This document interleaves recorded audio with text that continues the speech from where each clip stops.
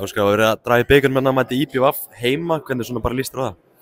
Mér líst bara frábærlega á það, eins og mér líst á allt bara þessa dagana. Við mætum hann í deildinni nokkru dögum áður og á sama velli, þannig að það verður bara mjög skemmtilegt.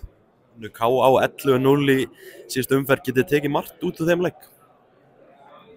Já, maður getur alltaf tekið eitthvað út úr leikjum, það skiptir nú engum máli hver anstæðingurinn er og hvernig þeir fara. Þú veist, í þeim leik fannst mér við ná að halda skipulagi, langstærsta hluta leiksins og svona ákveðnu hugafari að við féllum ekki í það að það ætluðu allir að skora 10 mörk og ætluðu að gera þetta upp á einn spýtu. Við náðum einhvern veginn að halda svona ágætum liðsbrag alla leikinn. Þetta er gaman að sjá ungu mennina sem voru í stóru hlutverki og fengu dýrmæta mínútur í fullorðsfótbolta. Og þannig að þú veist, það var fullt jákvætt. Matthías Bress kemur inn á og fær sína fyrstu mínútur síðan hann meiddist. Þannig að bara margt virkilega flott og svo bara, það veist, gleymdi held ég viðtalið til leik en það má svo sannarlega hrósa KA-mönnum sem að hjálpuðu til við að gera hann leik skemmtilega með því að reyna að spila fótbolta og einhvern veginn falla á eigin sverð. Mér fannst það vera flott hjá þeim og þeir verða örugglega mjög öflugir í fjóruðdeildinni sem er. Nefnir þessa ungu stráka, Alexander og Sigurður Breki, þessi strákar að koma ansi hratt upp núna, starta að halda einhvern veginn svona sérstaklega utan þá? Nei, ekki.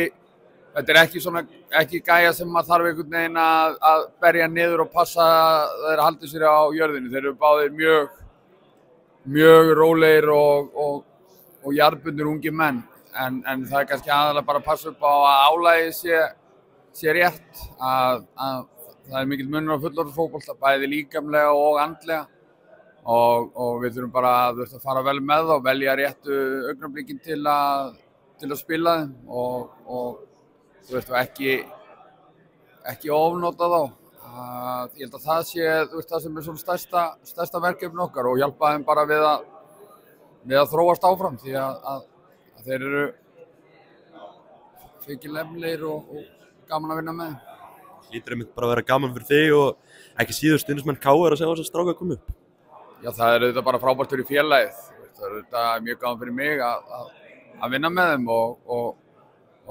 en fyrst og síðast er það bara frábært fyrir KR að við eigum leikmenn sem að geta komið svona ungir inn og ekki bara verið einhvern veginn, ekki verið svona einhver súkkulaði eða eitthvað svoleiðis, heldur virkilega gert gæfumuninn á köflum. Þannig að þú veist að nú þurfum við bara, það er engin sigur unnin hjá þeim eða okkur, þú veist, þeir þurfum auðvitað, þetta er rétt að byrja, þannig að við þurfum að halda vel á spilunum og það er ofta tíðum það flóknasta er að þróa leikmenn sem eru kannski komnir þetta langt, svona ungir.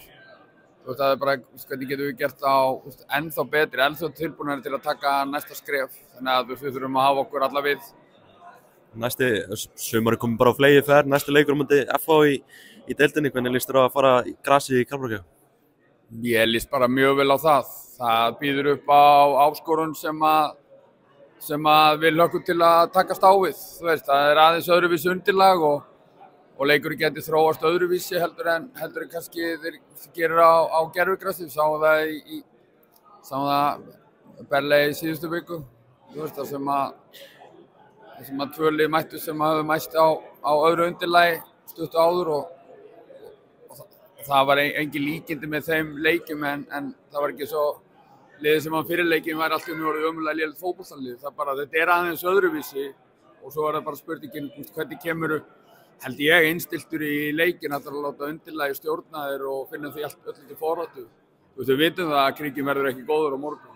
En við verðum að getum ekki látið að stjórna okkur. Við verðum bara að hafa stjórna því sem við getum stjórna sem er að reyna að spila okkar leik og vera klárir í þá baráttu sem býður okkar. Við vitum að Krikinn er erfið völlur að heima sækja og F-fangarnir eru særðir og hafa kannski ekki byrjað mótið jafn vel og þeir vildu en við vitum það líka á sama tíma að þeir hafa spilað vel á grasi, spiluðu vel í tveim leikjum út á Spáni, mútið Vålerenga og Rosenborg og voru svo fínir mútið Breiðablik í æfingarleik, þannig að það er ekki svo við mætum og höldum að við fáum eitthvað ókeypis þarna í Krikanum, en við verðum einhvern veginn við verðum að þora að spila okkar leik og ekki fara einhvern veginn láta óttan við undirlagið eða óttan við að það verði auðveldar að gera mistök stjórn okkur.